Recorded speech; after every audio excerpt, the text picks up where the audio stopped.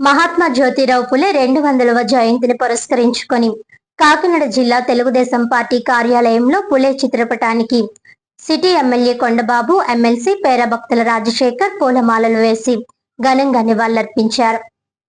ఈ సందర్భంగా నాయకులు మాట్లాడుతూ జ్యోతిరావు పులే అణగారిన వర్గాల ఆశా జ్యోతి అని, కుల వివక్షను రూపుమాపడానికి ఆయన ఎంతో కృషి చేశారని కొనియాడారు. సమాజంలో మార్పు రావాలంటే విద్యే ప్రధాన ఆయుధమని పులే నమ్మేవారని, ముఖ్యంగా మహిళలు చదువుకుంటేనే సమాజం అభివృద్ధి చెందుతుందని ఆయన అన్న మాటలను గుర్తు చేశారు. బాల్య వివాహాలను అరికట్టడం, వితంతు పునర్వివాహాలను ప్రోత్సహించడం మరియు ఆ కాలంలో వితంతువులకు చేసే గుండు, శిరోముండనం వంటి అమానుష ఆచారాలకు వ్యతిరేకంగా ఆయన పోరాడారని తెలిపారు. పూలే తన భార్య సావిత్రిబాయికి చదువు నేర్పించి ఆమెను దేశంలోనే మొట్టమొదటి మహిళా ఉపాధ్యాయురాలిగా తీర్చిదిద్దారని, వారిద్దరూ తమ జీవితాలను సమాజ సేవకి అంకితం చేశారని అన్నారు. నందమూరి తారక రామారావు వెనుకబడిన వర్గాలకు పెద్దపీట వేశారని, ఆ తర్వాత నారా చంద్రబాబు నాయుడు కూడా అదే బాటలో నడుస్తూ అనేక కార్పొరేషన్లను ఏర్పాటు చేశారని, సబ్సిడీలు మరియు మహిళా హాస్టళ్లను నిర్మించారని వివరించారు. ఈ కార్యక్రమంలో మల్లిపూడి వీరు, తుమ్మల రమేష్, పంతాడి రాజు, వమ్మి బాలాజీ, మెంటారావు, చప్పడి వెంకటేశ్వరరావు,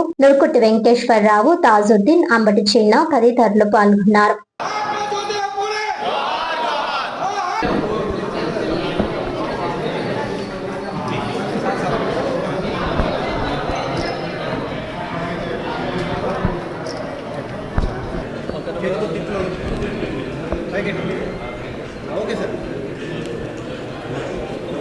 ఈరోజు మహానుభావుడు జ్యోతిరావు పూలే గారి 199వ జయంతి కార్యక్రమం ఈ రోజున జిల్లా తెలుగుదేశం పార్టీ ఆధ్వర్యంలో తెలుగుదేశం పార్టీ ఆఫీసులో ఎంతో ఘనంగా జరుపుకోవడం జరిగింది.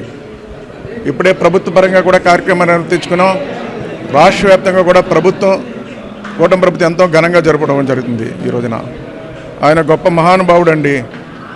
199 సంవత్సరాలు ఆయన జన్మించి ఈరోజు కూడా మనం మర్చిపోకుండా కార్యక్రమాలు చేస్తున్నామంటే ఎంతో గొప్ప వ్యక్తితో మనం అందరూ ఆలోచించుకోవాల్సిన అవసరం ఉంది. ఈరోజు మన రాష్ట్రం కాదు, దేశవ్యాప్తంగా కూడా ఆయన్ని గుర్తుపెట్టుకుని ఈరోజు ముందుకు వెళ్తున్నారు. ఈ రోజున ఆ రోజుల్లోనే ఆయన ఈ దేశంలో అసమానతలు తొలగాలి, అందరూ సమానంగా బతకాలన్న ఆలోచన కలిగించిన వ్యక్తి.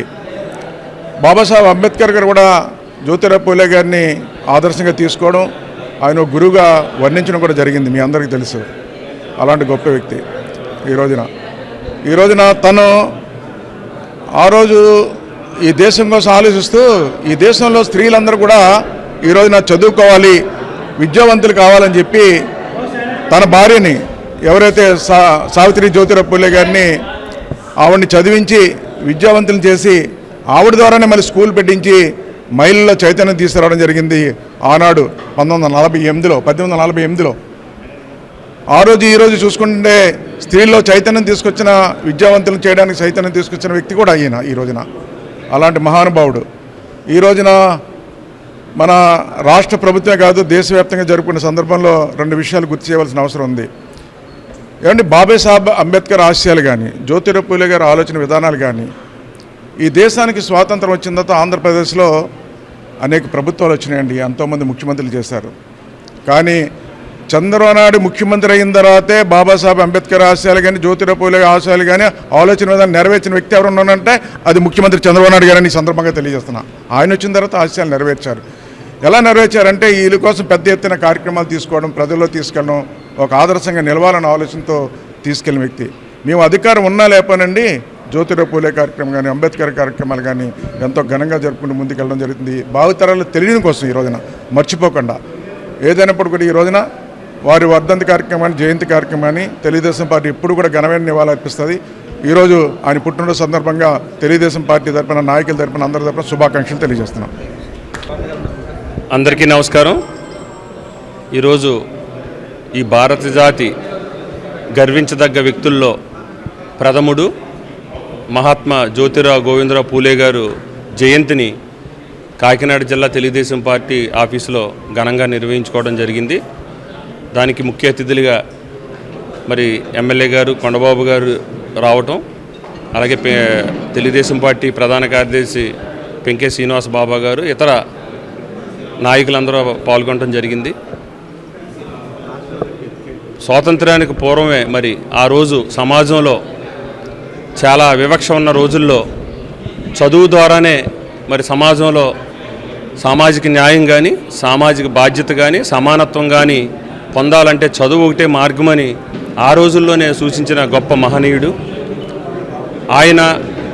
ఆయనతో పాటు ఆయన భార్య సావిత్రిబాయి పూలే గారు కూడా మరి ఆ రోజుల్లోనే భారతదేశంలోనే మొట్టమొదటిసారిగా మహిళ మరి స్కూల్ని స్థాపించటం, వారి ఆశయాలను మనందరం కూడా ముందుకు తీసుకెళ్లవలసిన బాధ్యత మనందరి మీద ఉంది. ముఖ్యంగా తెలుగుదేశం పార్టీ అన్న నందమూరి తారక రామారావు గారు స్థాపించిన మొదటి రోజునే ఈ రాష్ట్రంలో తెలుగు జాతికి మరి రాజకీయంగా కానీ, ఆర్థికంగా కానీ బడుగు బలహీన వర్గాలకి మరి ఆయన ఆశయాలను ముందుకు తీసుకెళ్లిన ఏకైక పార్టీ ఏదైనా ఉందంటే ఒక తెలుగుదేశం పార్టీ అని సందర్భంగా తెలియజేసుకుంటూ, ఈరోజు కూడా చంద్రబాబు నాయుడు గారు అదే ఆశయాల్ని, పూలే గారి ఆశయాల్ని మరి ముందుకు తీసుకెళ్ళటం మనందరికీ కూడా శుభపరిణామం. మేమందరం కూడా ఇది ఒక సామాజిక బాధ్యతగా భావించి మరి ఆయన ఆశయాలను ముందుకు తీసుకెళ్తామని, అలాగే చదువుకు ఎక్కువ ప్రాధాన్యత ఇచ్చి చదువు ద్వారానే సామాజిక న్యాయం జరుగుతుందని భావించిన ఆయన ఆశయాలను ముందుకు తీసుకెళ్తామని సందర్భంగా తెలియజేస్తాం.